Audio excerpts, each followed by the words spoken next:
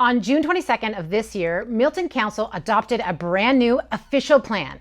This is the first one in 30 years. This is not a formality. This is the town laying out in formal policy language exactly where it intends to go for the next 25 years. Where homes get built, where density goes, where your infrastructure investment is heading. And if you're buying or selling in Milton, this is information you need to understand. I'm Amy Flowers, and I've been a licensed realtor in Milton since 2001. The Flowers team has been ranked #1 in town since 2009. We've helped over 3,200 Milton families buy and sell through every phase of the market's evolution. When a major planning document comes out, most agents don't even read it. We do, because understanding what is being built around you is exactly how we protect our clients. Today, I'm walking you through what Milton's official plan actually means for buyers, sellers, and for the market. The last time Milton had a new official plan, this town had fewer than 40,000 people. Since then, Milton's become one of the most in-demand communities in the GTA. And the old 1996 plan got patched together with more than 90 amendments that were never designed to work together. Council built this new plan from the ground up through a process called We Make Milton. Thousands of residents were involved, years of public engagement, a document designed to govern growth all the way to 2051. There are 6 policy priorities built into the plan. I'm going to give you the ones that matter the most if you own or you want to own a property in Milton.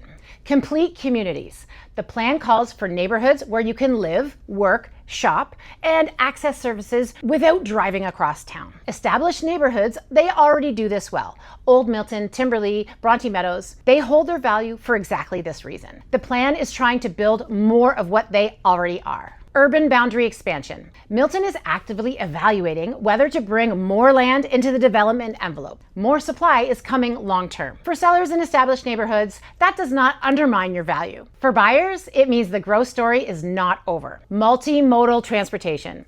Transit, cycling, pedestrian infrastructure, they're all built into this new plan as policy requirements, not afterthoughts. For 25 years, I've watched families make buying decisions around commute times. That commute premium is real. A plan that embeds transit as a requirement changes the infrastructure conversation for the town. Affordable housing and employment land protection round out the priorities. The plan broadens the buyer pool long-term, and it protects commercial and retail space from conversion to residential.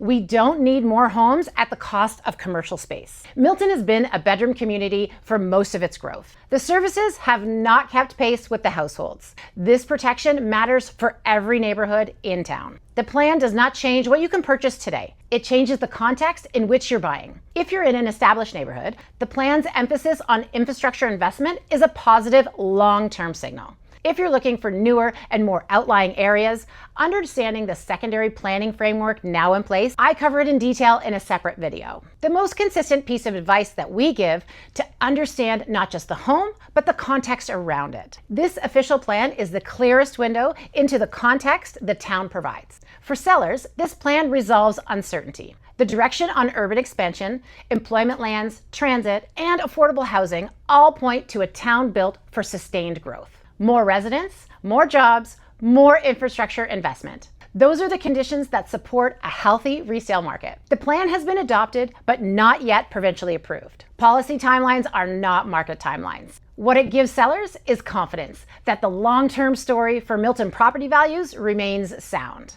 I want to put this in context for a moment. I was in the market during the early to mid 2000s expansion, when Milton was becoming something. And the buyers who understood that context captured gains that set them up for years. I was here in 2027 when multiple offers were not an exception, they were an expectation. I was here through 2022, through the rate shock, and through the stabilization since. In every one of those phases, the clients who made the best long-term decisions, they were the ones who understood the context, not just the transaction. We're LePage Chairman's Club top 1% in Canada for 16 consecutive years. We've been top 10 in Ontario for 7, and we've helped more than 3,200 Milton families. We are the top team in this market because we bring clients the information that most agents don't take the time to find. A new official plan is exactly that kind of information. If you want to understand what this new official plan means for your specific property or the home that you're considering buying, let's talk. Book a free evaluation or a consultation with us today at flowersteam.ca. We've been the most reviewed real estate team in Milton for a reason. We bring the full picture to every conversation. That's what we do.